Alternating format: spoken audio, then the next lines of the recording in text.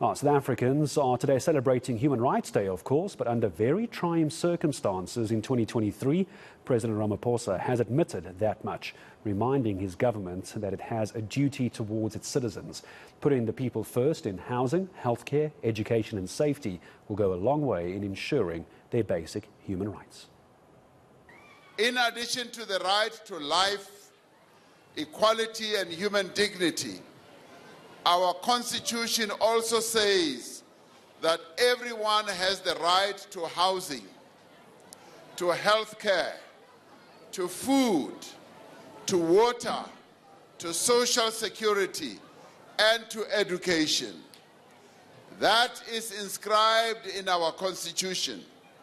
And by the way, so that you can remember, when we drafted the Constitution, we went throughout the entire country and consulted you, our people. In the end, it was the people of South Africa who said, we want a constitution, the supreme law of the land must talk about these very needs that we have. It must talk about education. It must talk about housing. It must talk about health care. It was you who required that your constitution must include socio-economic rights. And today, we have such a constitution. Why do we have it? We have such a constitution so that the government of the day must always remember that in whatever it does, it must put the needs of the people of South Africa topmost in their minds. Still with the president, and he says government's goal is to improve the lives of all and ensure that every South African enjoys their constitutional rights. But he says there's still a lot that needs to be done as many South Africans struggle to access these basic services.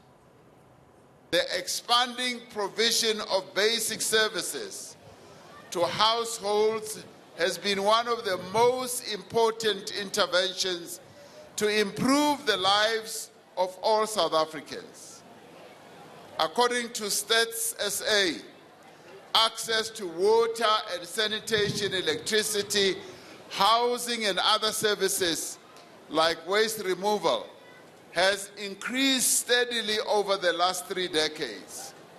We must remember that we used to live in a country where only white people had the best of everything, where they had the best houses, where they had the best schools, where they had the best clinics, the best hospitals.